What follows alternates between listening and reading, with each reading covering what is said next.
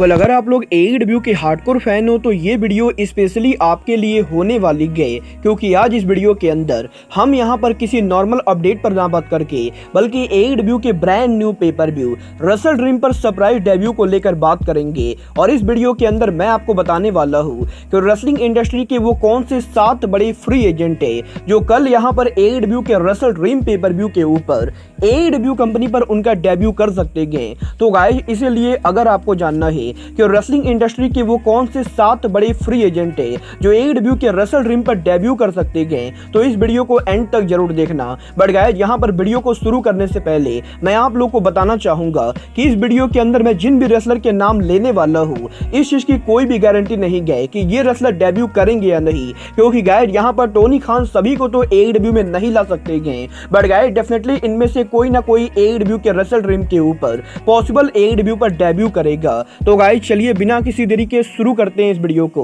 और सबसे पहले बात करते हैं डेब्यू नंबर 7 की। नंबर 7 पर जो AEW के रसल ड्रीम पर डेब्यू कर सकता है वो होगी NJPW के लेजेंडरी फैक्शन दी बुलेट क्लब। AEW के डायनामाइट पर जे वाइट के ऊपर मिस्ट्री अटैक हुआ, ये तो हम सभी लोगों ने देखा, और AEW के डायनामाइट पर जे वाइट पर अटैक होने के बाद ओरिजिनल बुलेट क्लब के मेंबर ने सोशल मीडिया के ऊपर बुलेट क्लब के 5 मेंबर्स के साथ उनके पिक्चर को शेयर किया था और यहाँ पर बुलेट क्लब का ये दावा करना था कि पॉसिबली उन लोगों ने जे वाइट के ऊपर अटैक किया है। और क्योंकि AEW का ये Wrestle Dream pay per view NJPW के फाउंडर एंटोनियो इनोकी का ट्रिब्यूट पेपर व्यू गए, तो गाइस पॉसिबली इस पेपर व्यू के ऊपर NJPW की legendary faction the Bullet Club possibly उनका अपीयरेंस दे सकती गए। बट इसके बाद जो अगला डेब्यूट AEW के रसल ड्रीम पर हो सकता है वो होगा स्टारडम रेसलिंग की former women champion Mariah May का। वेल अगर आप लोगों ने मरिया मे का नाम नहीं सुना है तो मैं आप लोगों को बता दूं, मरिया मे यूके की एक बहुत ही पॉपुलर रेसलर है जो पिछले काफी सालों से जापान के अंदर काम कर रही थी और गाइस करीबन 4 से 5 सालों तक जापान में काम करने के बाद अब यहाँ पर मरिया मे का स्टारडम का कॉन्ट्रैक्ट ओवर हो चुका है और वो यहाँ पर इस समय पूरी तरह से फ्री एजेंट है। और इस चीज को लेकर लगातार रूमर चल रही है कि WWE और AEW दोनों मरिया मे को साइन करना चाहती है। और क्योंकि मरिया मे इस समय पूरी तरह से फ्री एजेंट है तो AEW के रसल ड्रीम पेपर व्यू के ऊपर मरिया डे पॉसिबली उनका डेब्यू कर सकती है। बट गाइस इसके बाद जो अगला नाम AEW के रसल ड्रीम पर डेब्यू कर सकता है वो होंगे WWE के फॉर्मर सुपरस्टार रायबैक। वेल ये बात तो हम सभी लोगों को मालूम है, पिछले 6 महीनों से लगातार सोशल मीडिया के ऊपर रायबैक यहाँ पर उनके रिटर्न को लेकर बात कर रहे हैं और काफी बार इस चीज को लेकर रूमर भी चल चुकी है कि रायबैक AEW कंपनी को ज्वाइन करेंगे, क्योंकि WWE और रायबैक के बीच में काफी ज्यादा हीट है। और क्योंकि रायबैक इस समय पूरी तरह से फ्री एजेंट है तो एक बार फिर से AEW के अंदर के अच्छे खासे चांसेस है। वेल गाइस मुझे पर्सनली इसके कमी चांसेस लगते हैं कि टोनी खान रायबैक जैसे रेसलर को AEW में लाएंगे,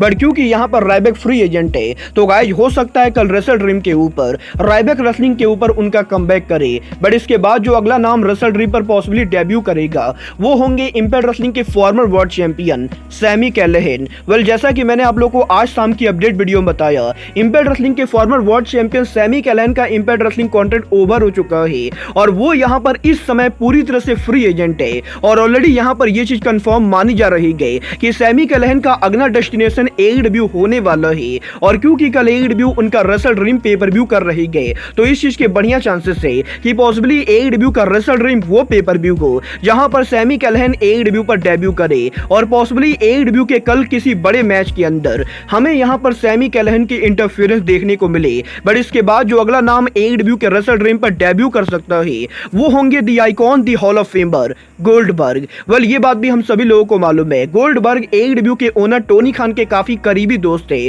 और कई बार इस चीज को लेकर रूमर चली गए कि गोल्डबर्ग AEW कंपनी को ज्वाइन करने वाले गए। और क्योंकि एक बार फिर से AEW उनका पेपर व्यू कर रही गए तो इस नाम को हम बिल्कुल भी रूल आउट नहीं कर सकते गए कि गोल्डबर्ग AEW के रसल ड्रीम पर डेब्यू करेंगे। वेल मुझे पर्सनली इसके कमी चांसेस लगते गए कि गोल्डबर्ग रसल ड्रीम जैसे पेपर व्यू पर डेब्यू करेंगे। बट गाइस क्योंकि टोनी खान एक सन की इंसान है तो गाइस हो सकता है रसल ड्रीम वो पेपर व्यू को जहां पर बिल गोल्डबर्ग AEW पर अराइव हो। बट इसके बाद जो अगला बड़ा नाम रसल ड्रीम पर डेब्यू कर सकता है वो होंगी NJPW की farmer IWGP women champion Mercedes मोन। AEW के ऑल इन पेपर व्यू के ऊपर मर्सिडीज मोन पहली बार AEW के कैमराज पर अपीयर हुई थी और उसके बाद टोनी खान ने पर्सनली ये खुद कंफर्म किया था कि वो यहाँ पर मर्सिडीज मोन को AEW में लाना चाहते गए। और अब क्योंकि पॉसिबली मर्सिडीज मोन की इंजरी ठीक होने वाली गए तो गाइस हो सकता है कल AEW का रेसल ड्रीम वो पेपर व्यू को जहां पर मर्सिडीज मोन ऑफिशियली AEW पर डेब्यू करे और पॉसिबली कल AEW के रेसल ड्रीम पेपर व्यू के ऊपर